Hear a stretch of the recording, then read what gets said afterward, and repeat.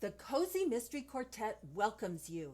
Susan McCormick, Michael Erdahl, Linda Hope Lee, and me, Wendy Kendall, are excited to talk today about writing a book series. As novelist Carolyn Kepnes said, the problem with books is that they end. Readers love a series.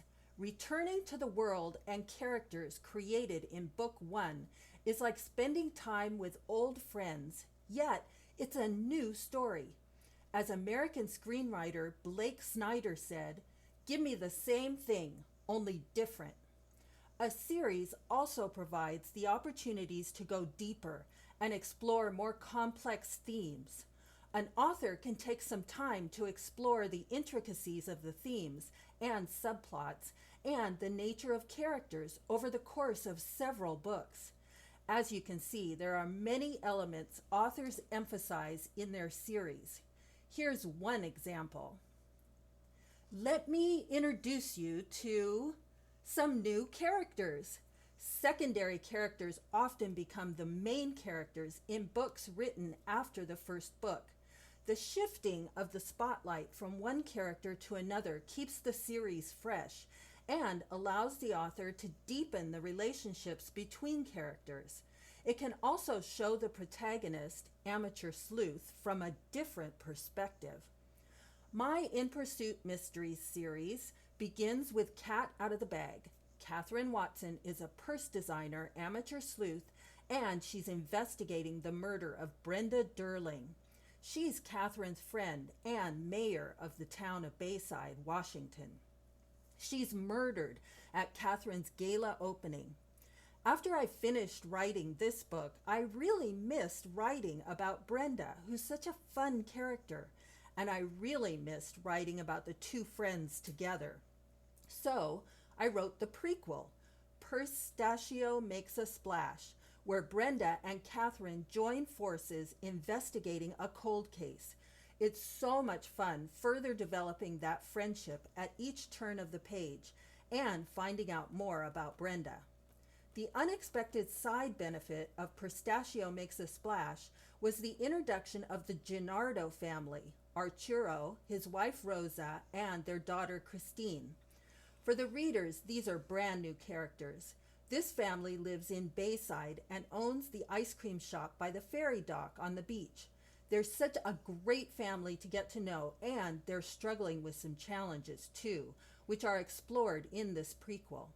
Since the mystery in the prequel is a chilling cold case, we also discover some history of Bayside and another family who suffered a tragedy when their daughter Tracy disappeared. One of the things I love about my cozy mystery series are the people of Bayside where Catherine lives.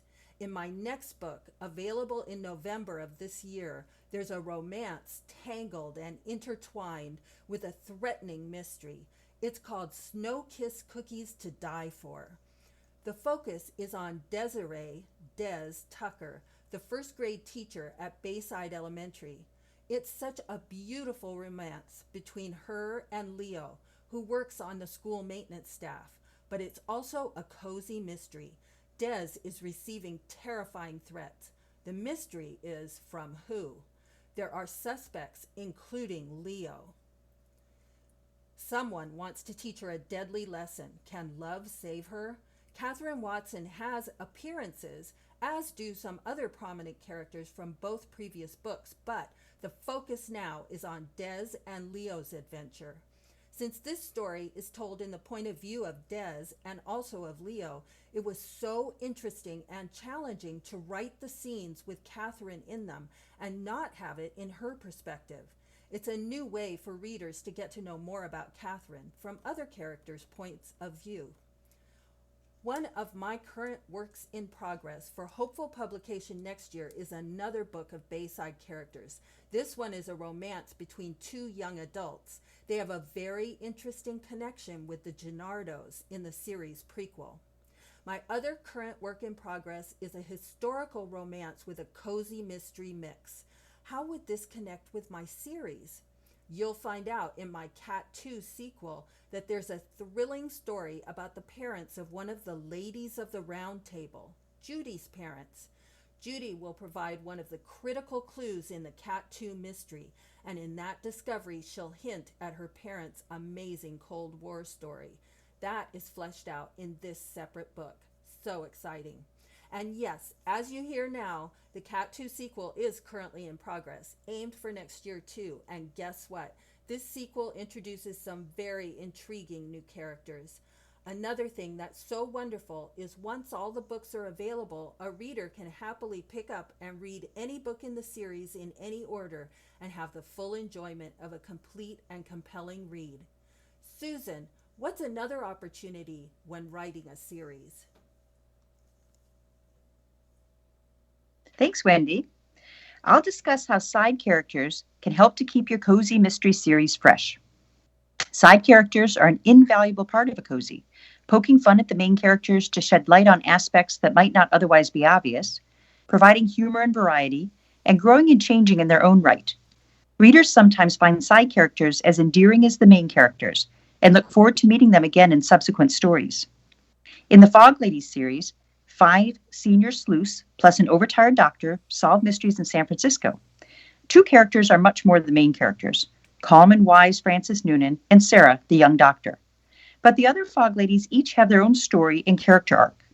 The series is kept interesting because of each new mystery and the metamorphoses of the main characters, but also these important side characters. For instance, in Book 1, Harriet Flynn is holier than thou and averse to projects involving unsavory characters or morally questionable types, refusing to help at the hospital if unwed mothers or unruly children are involved. She has a revelation in Book 2. She thought the next best thing in her life would be her passing into heaven, but she realizes she can make a difference right here on Earth, that she and the Fog Ladies are making a difference, like with the prison quilting project, or when they drive the prisoners' family members to see them on Christmas Day. She's not headed for death and salvation yet. In Book 3, coming out in October, Mrs. Flynn seeks out ways to help anyone. The more downtrodden, the better. Here's a preview sample. "Disrespect," Mrs. Flynn said.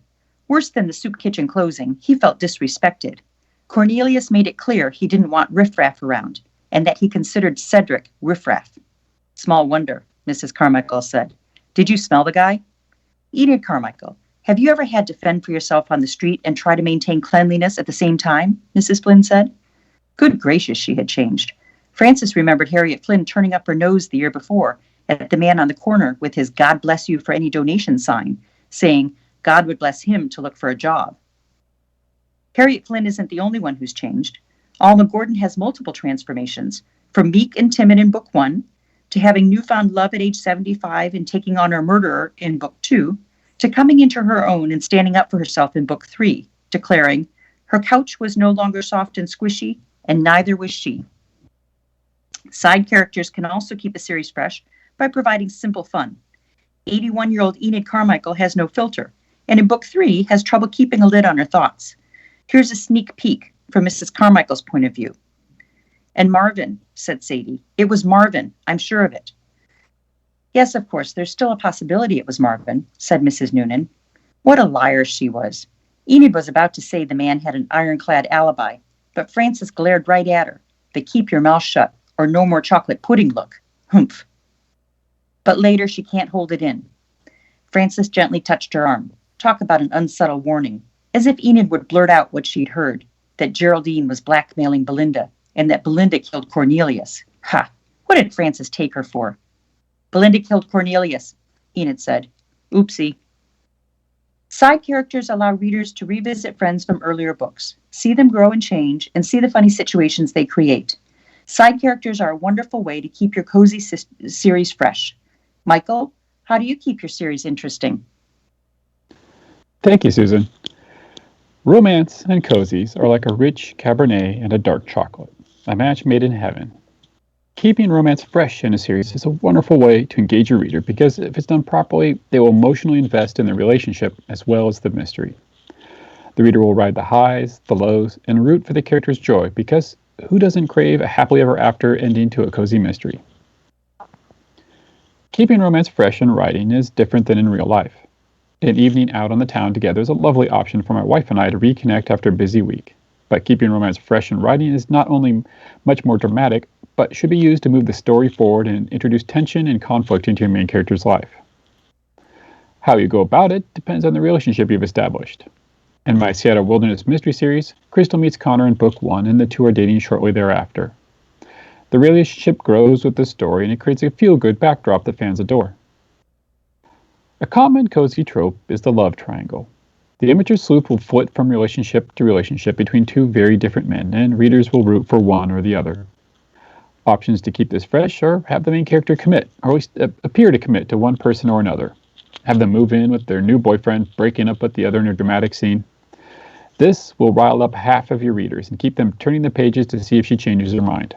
Or rile up all your fans by introducing a dashing new man in town and have her leave both the men she's dating to pursue this new person. As in all good writing, the key is conflict. Don't take this as an indication that the two lovers should be bickering or on the rocks at all times. Quite the contrary, there are other avenues to introduce conflict into cozy mystery romance. For example, incorporate the relationship into the mystery. Do the clues point to the sleuth's significant other being the murderer? As you can imagine, snooping on your husband or boyfriend in this situation can create all sorts of scenarios for tension derived from conflict. Either have the boyfriend catch the sleuth in the act, or perhaps a third party finds out, who holds it over the sleuth in a pseudo-blackmail situation, heaping tension on the relationship. I've used the classic misunderstanding by the main character Crystal to cause her to doubt her boyfriend's faithfulness in my second story, Spring Upon a Crime. The stress that's heaped upon Crystal, as well as that from the murder investigation, invokes another axiom of writing. Make your main character's life miserable. Put them through the ringer to keep your reader's attention. As you can imagine, the myriad of ways romance can be used to heap anguish on your characters dazzles the mind. Misunderstandings, jealousy, and unrequited love are just a few examples that spring to mind. The options for utilizing romance to pull at the heartstrings of your readers are infinite. Don't let the romance become a stagnant part of the scenery, but explore setting it in motion to engage your readers and keep your series fresh. Linda, can you tell me how you keep the setting in the series fresh? Thank you, Michael. As we have discussed in earlier podcasts, the cozy mystery is usually set in a small town. The characters and the reader can more easily become familiar with and comfortable in a small town than a large city. However, when writing a series, you don't want readers to become bored with visiting the same place in book after book. So here are 2 ways you can keep the setting fresh. Number 1, focus on a part of the small town. For example, my Nina Foster series takes place in the fictional Richmond, Washington, located 15 miles north of Seattle and bordering Puget Sound. In Book 1, Murder Between the Pages, the reader is introduced to the setting in general: the library where Nina works, the bookstore where the murder occurs, and various other places and establishments. In Book 2, Secrets to Die For, the general setting is still Richmond, but the focus is on Marley Manor, the retirement home where Nina's grandmother lives and where the murder occurs. Much of the action takes place there, while Nina and her significant other, newspaper owner Stephen Kraslow, investigate and ultimately solve the crime. The retirement home provides a setting within a setting. Book 4, Death Rings a Bell, adapts this focus idea. In this story, Nina still lives and works in Richmond, but the mystery occurs at her alma mater, Pacific Northwest University, located 10 miles outside of town. So, again, the reader experiences the familiar, but also the novel with this setting within a setting. Here's the second way you can keep the setting fresh. Move the setting to another small town. In Book 3, Deadly Reunion, Nina and Stephen travel to Parker's Landing, Idaho, to attend his high school reunion. Of course, a murder soon occurs, which gives Nina a new mystery to solve. As a small town, Parker's Landing has the setting characteristics needed to establish the coziness readers expect. Phone calls to Richmond provide a familiar note and also remind the reader that Nina has not abandoned her hometown.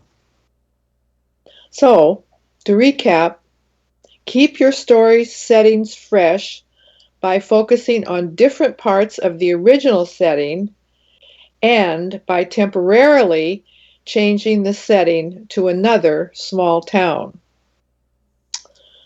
Well, thanks for tuning in. Please like and subscribe so you don't miss another episode.